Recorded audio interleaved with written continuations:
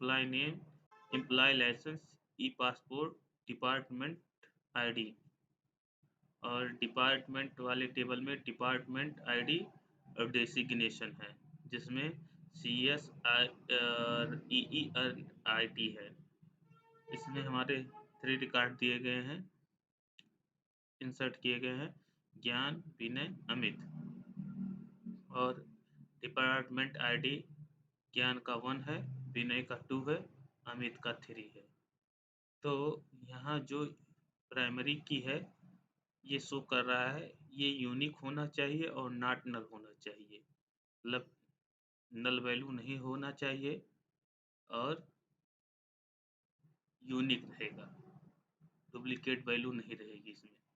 Candidate की में क्या होता है, कैंडिडेट की हमारा ई लाइसेंस, ई पासपोर्ट और एम्प्लॉय आईडी, ये तीनों हमारे कैंडिडेट की को शो कर रहे हैं, जो कि यूनिक वैल्यू ही हैं। ई लाइसेंस, ई पासपोर्ट भी हमारा यूनिक ही है, लेकिन हर जगह अलग अलग जो है सिस्टम होता है, इसलिए एम्प्लॉय आईडी जो है हमारा प्राइमरी की होगा और ई लाइसेंस, ई पासपोर्ट हमारा जो है कैंडिडेट की होगा। अल्टरनेट की ई लाइसेंस को और ई पासपोर्ट को शो कर रहे हैं। इसी तरह यूनिक की भी जो है हमारा ई लाइसेंस, ई पासपोर्ट ही कहलाएगा। टेबल ए है और टेबल बी है। तो प्राइमरी की, अल्टरनेट की, कैंडिडेट की, इस तीनों का सबसेट सुपर की कहलाता है। यहाँ एक टेबल दिया गया है, उस टेबल में रो और कॉलम के अनुसार जो डाटा फीड किया जाता है उसके बारे में बताया गया है। तो एक table represent a database entity, table जो है डेटा बेस एंटिटी को रिप्रेजेंट करता है।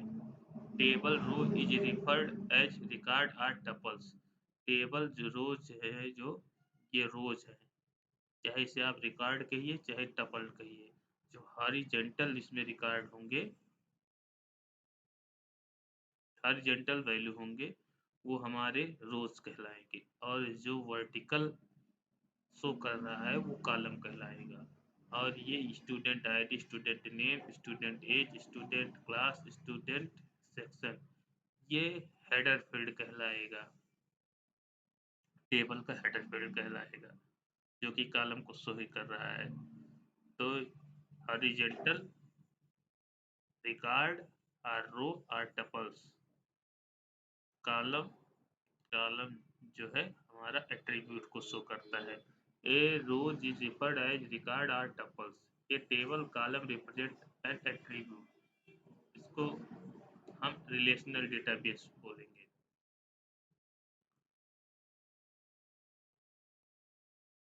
ये दिखाया गया है सबसेट के अनुसार कि प्राइमरी की, कैंडिडेट की और सुपर की।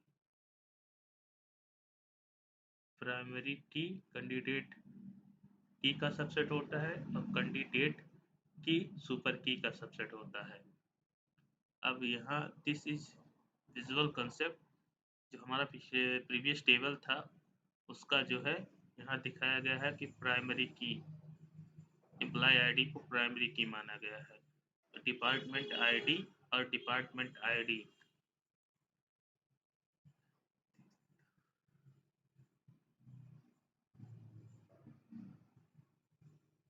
डिपार्टमेंट आईडी ये रेफरेंशियल इंटीग्रिटी को शो कर रहे हैं, तो इसको हम फॉरेन की बोलेंगे।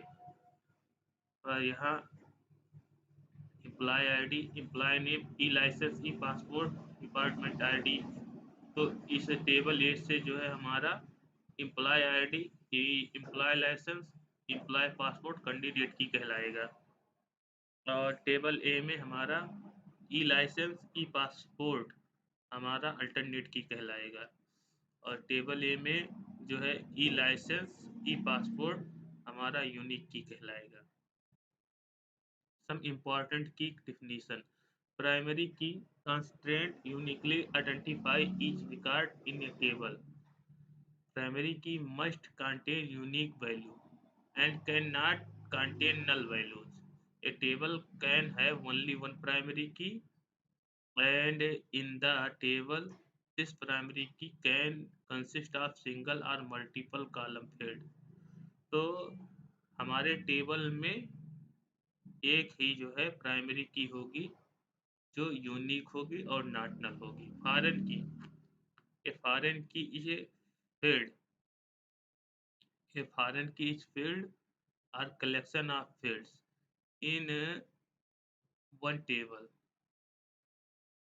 A foreign key is a field or collection of field is one table that refer to the primary key in another table. Another table. The table with the foreign key is called the child table, and the table with the primary key is called the reference or parent table. तो यहाँ हमारा जो है DID, department में DID जो है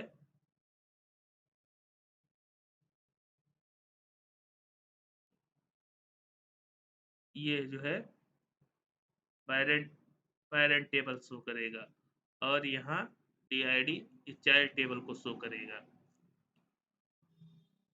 child table को show करेगा। और ये फॉरेन की जो है रेफरेंशियल, फॉरेन की मतलब रेफरेंशियल इंटीग्रिटी शो करेगा, और ये प्राइमरी की है। तो ये foreign key is field or collection of field in a one table that refer to the primary key in an other table. Candidate key और कंपोजिट की क्या है? Candidate key is a single key, candidate key is a single key or group of multiple key that uniquely identify row in a table. A candidate key is a column or a combination of column that uniquely identify each row in a table. It is used to ensure that there are duplicate or ambiguous record in a table. तो candidate की जो है combination of column होते हैं that uniquely identify, जो uniquely identify करते हैं each row in a table को।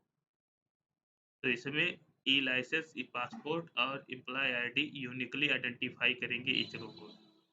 कंपोजिट की क्या होता है? ये composite key in SQL can be defined a combination of multiple columns, and these columns are used to identify all the rows that are involved uniquely.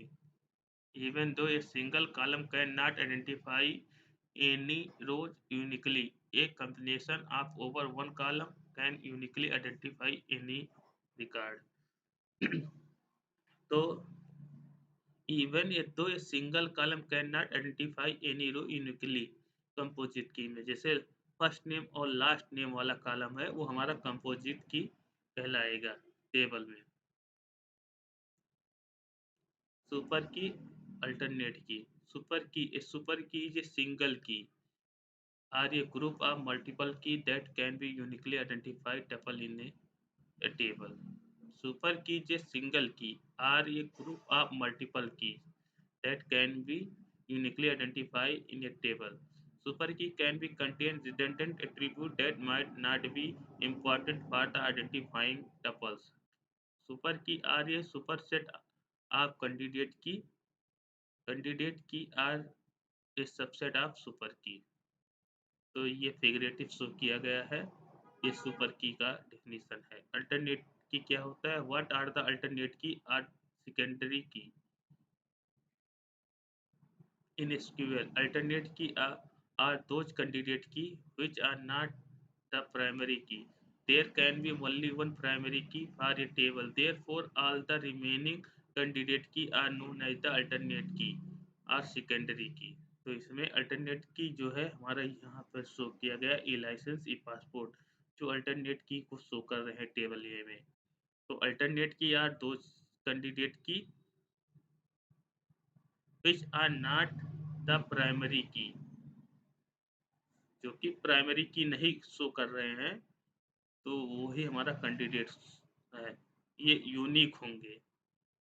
Primary की नहीं होगा, लेकिन ये अल्टरनेट की होंगे जो कि यूनिक होंगे। There can be only one primary key for a table, क्योंकि टेबल में ओनली वन प्राइमरी की होता है। Therefore all the remaining candidate key are known as the alternate key. जो और रिमेनिंग कैंडिडेट की है are known as alternate key or secondary key. surrogate key. A surrogate key in SQL is a primary key that serves a unique identifier for each row in a table. We can identify a unique row using the key. Surrogate key have no commercial significance. This sort of key is either generated by database or by another application, not supplied by the user. So surrogate key in SQL is a primary key that serves the unique identifier for each row in a table. तो इसमें surrogate की जो है database के द्वारा किया जाता है, या जो यूज कर रहे हैं एप्लीकेशन उसके द्वारा किया जाता है। ये यूजर के द्वारा जो है डील नहीं किया जाता, ये एप्लीकेशन के थ्रू होता है। ये अपने आप ऑटोमेटिक होगा। सरोगेट की कंडीशन को सिर्फ फॉलो करना पड़ेगा। यूनिक की क्या होता है? ये यूनिक की a unique key in SQL is the set of fields or a column of a table that helps us uniquely identify records. The unique key guarantees the uniqueness of the column in the database. It is similar to the primary key but can accept a null value. Unlike it, unique key क्या होता है? Primary की तरह होता है। Primary की जो है नॉट नल नहीं होता, जबकि ये नल वैल्यू को एक्सेप्ट करेगा। प्राइमरी की अगर नल वैल्यू होगा तो वो प्राइमरी की नहीं कहलाएगा, वो एक्सेप्ट नहीं करेगा। लेकिन यूनिक की में जो है नल वैल्यू को एक्सेप्ट करेगा, तो ये यूनिक की कहलाएगा। A unique key is a SQL is the set of fields or columns of a table that helps us uniquely identify record. The unique key guarantees the uniqueness of the column in a database. It is similar to the primary key but can accept a null value unlike it. How can I create in a How can create a table in SQL? Syntax for creating table: create table, table name, column name, data type, constraint, column 2, column name 2, data type, constraint, bracket close, semicolon, create table imply। यहाँ create करेंगे table imply name से, imply जिसमें imply ID integer देंगे, primary की होगा। Imply ID को primary की assign करेंगे, इम्प्लाई नेम को बैरकैट 50 मतलब 50 कैरेक्टर इसमें जो है दे सकते हैं। उसके बाद जब सिलेक्ट स्टार फ्रॉम इम्प्लाई करेंगे तो हमारा ये टेबल जनरेट होकर दिखाएगा इम्प्लाई आईडी इम्प्लाई नेम, जो कि हम यहाँ create imply ID imply name किए हैं। Now here we use constraint and data type. So also take a brief introduction. Constraint क्या होता है? SQL constraint are used to specify rule for the data in a table. Constraint are used to limit the type of data that can be go into a table. There are following constraints are commonly used in a SQL. तो constraint क्या होता है? Set of rules होता है जो data को restrict करने के लिए लगाया जाता है टेबल पे। तो कैसे लगाया जाता है उसको अभी हम आगे प्रैक्टिकल में देखेंगे, पहले इसकी थ्योरी देख लेते हैं। नॉट नल क्या करता है? Ensure that a column can not have a null value.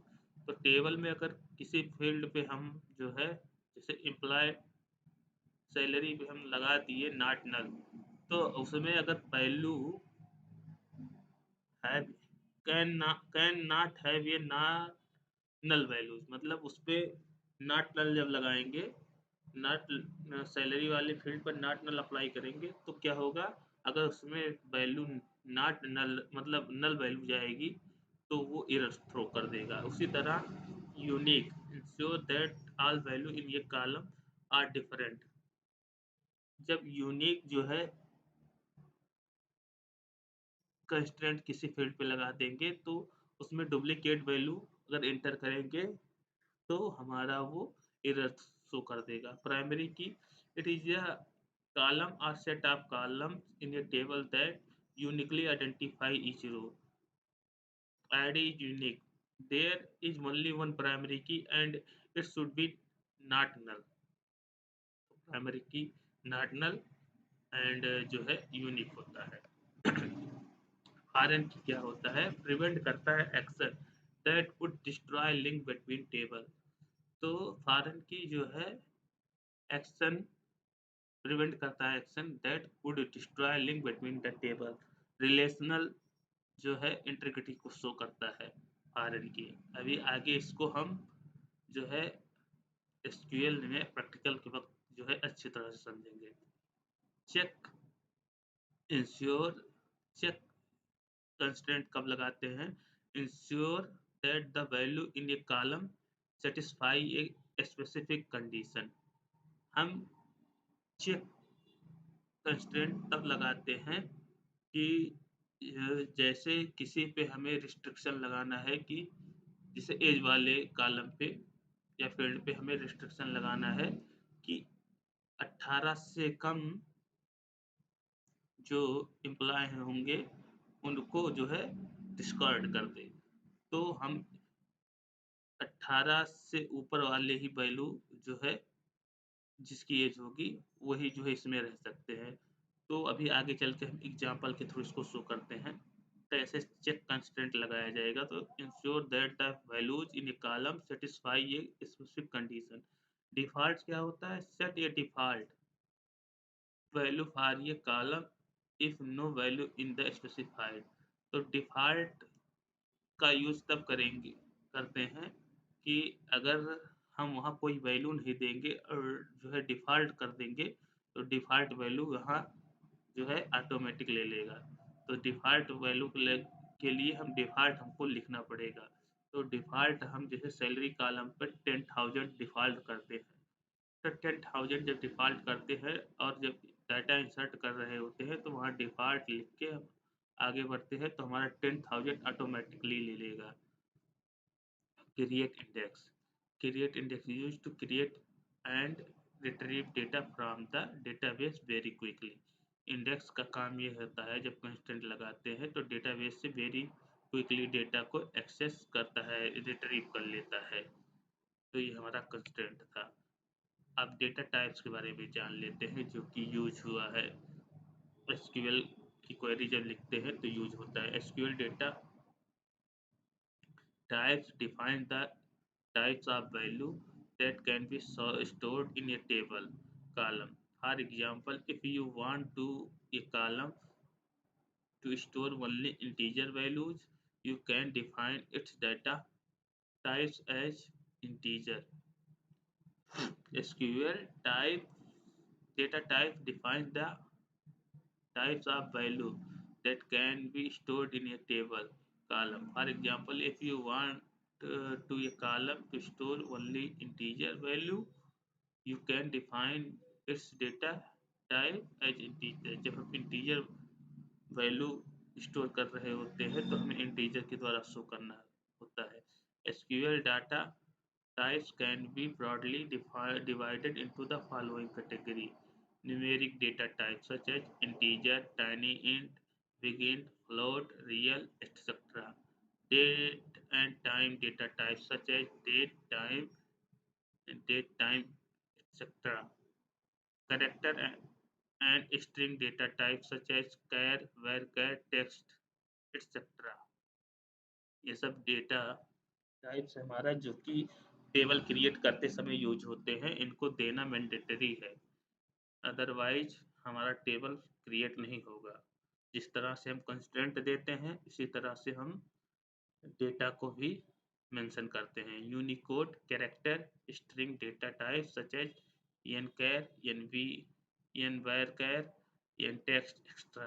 Binary data type such as binary, var binary, etc.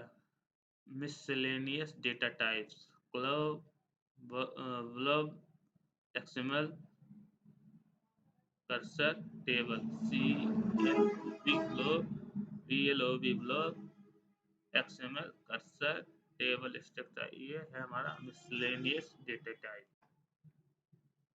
अब how constraint and data type apply table.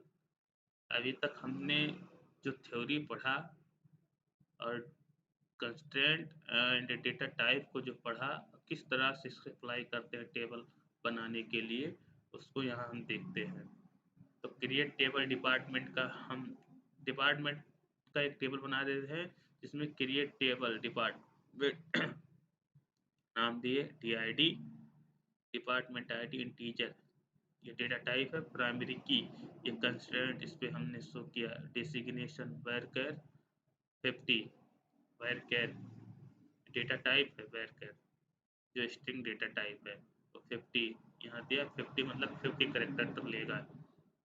Bracket close किया, फिर insert किया value, insert into department value, जिसमें 1 CS, insert into department values जो है 2 electrical EE, insert into value 3 IT। तो जब हमारा सिलेक्ट फ्रॉम डिपार्टमेंट करेंगे तो डिपार्टमेंट ID डेसिग्नेशन, ये दो कॉलम बन के आएगा, क्योंकि हम डिपार्टमेंट में डिपार्टमेंट ID और डेसिग्नेशन नाम से ही दो फील्ड बना रहे हैं और इसी में डाटा हम फीड कर रहे हैं।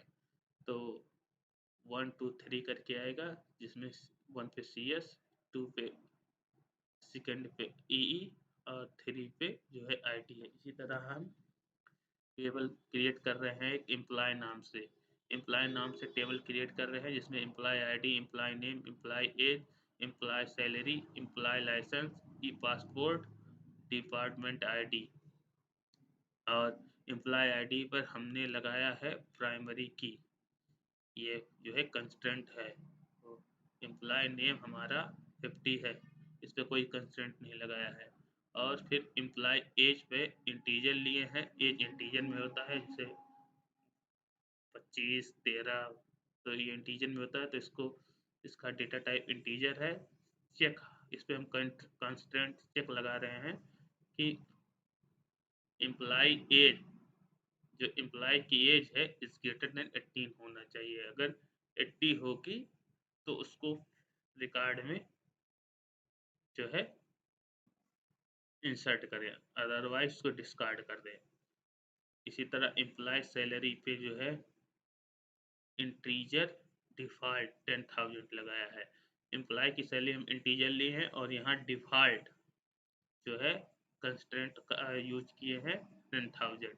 मतलब 10,000 अगर हम डिफॉल्ट लगाएंगे तो हमारा 10,000 ऑटोमेटिकली उसमें फीड हो जाएगा। Employee license worker 50, employee license को हम यूनिक किए हैं। और फिर ई पासपोर्ट को जो है वर्कर 50 नॉट नल शो किए हैं। इस पे नॉट नल जो है कंस्टेंट लगाए हैं। डिपार्टमेंट ID इंटीजर, फॉरेन की का हम यूज किए हैं डिपार्टमेंट ID, डिपार्टमेंट ID जो कि एम्प्लॉय का डिपार्टमेंट ID है। फिर और रेफरेंस दिए हैं कि कहाँ का रेफरेंस दिए हैं, डिपार्टमेंट ID का डिपार्टमेंट ID DID, फॉरेन की DID, मतलब इसकी जो है यहाँ से हम इसका DID लिए हैं फॉरेन की में, और उसका रेफरेंस दिए हैं। किसका रेफरेंस दिए हैं? डिपार्टमेंट डिपार्टमेंट DID का। और इसके बाद हम ये टेबल क्रिएट किए। क्रिएट करने के बाद टेबल में हम वैल्यू इंसर्ट किए। तो वैल्यू में हम इंसर्ट किए हैं 101, 102, 103, ये हमारा रिकॉर्ड है। वही रिकॉर्ड हमारा यहाँ 101 ज्ञान 26 25,000, LC 17007, GG 100, YX department ID इनका जो है 1 है, 102 विनय 28 24,000, LC 1801। और फिर E passport BV 10 7ZR department ID इनका 2 है, और 103 अमित। उसके बाद एम्प्लॉय एज 30, तो 20,000 इनकी सैलरी है।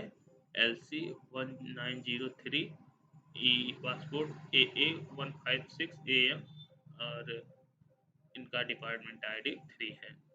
तो ये हमारा कंस्टेंट कैसे यूज होगा और डेटा टाइप कैसे टेबल पे लिखा जाता है उसको हम शो किए हैं और टेबल बनाए हैं। Department ID, department and employee. आगे बढ़ते हैं। Now insert a record in employee table, most department ID not present in second table department ID.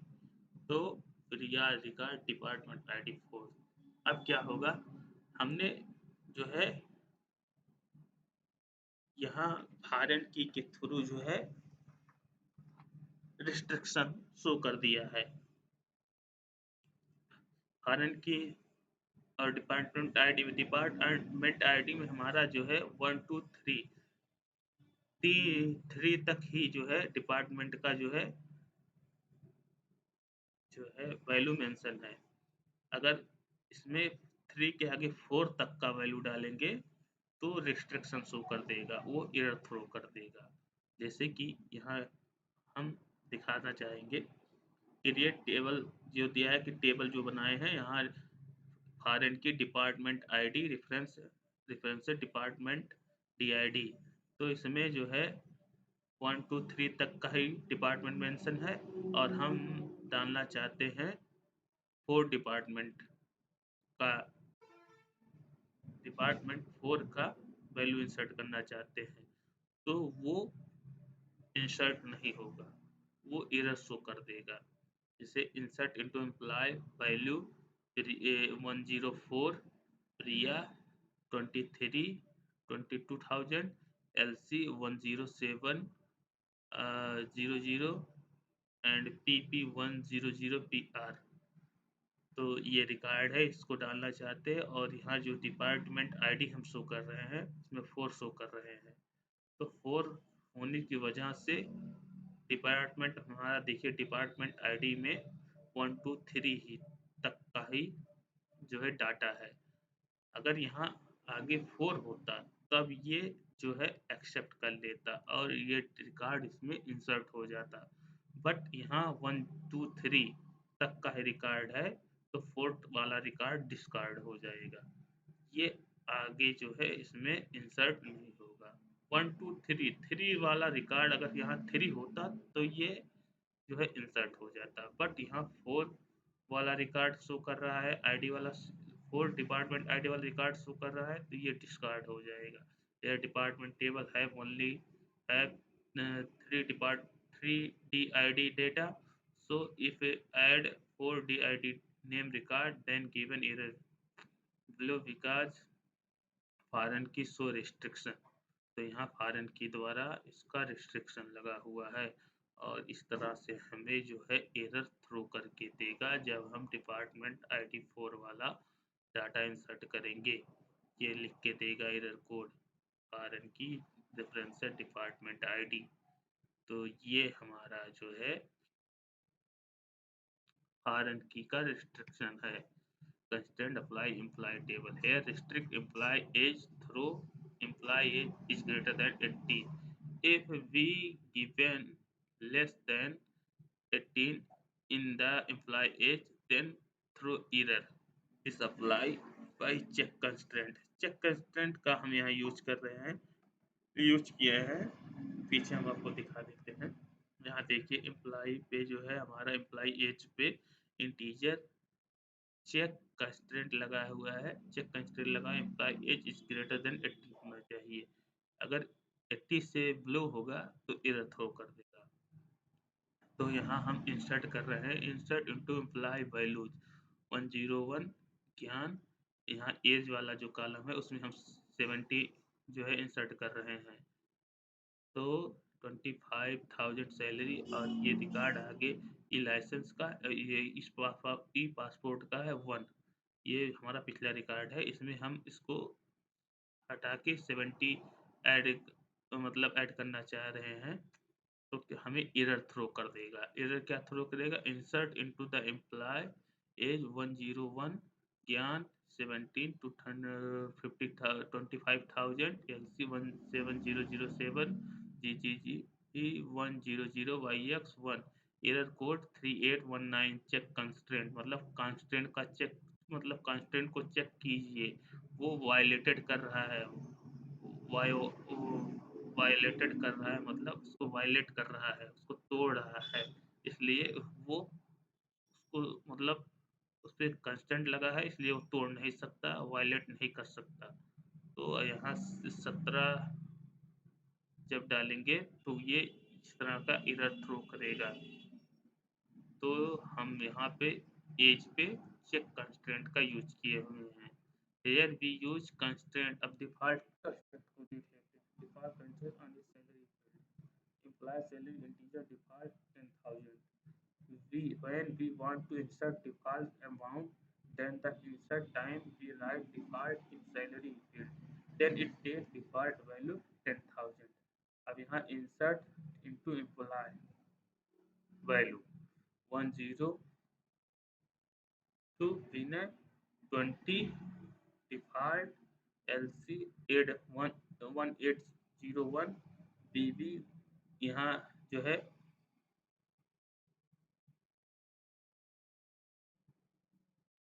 ये क्या कर, ठीक है, LC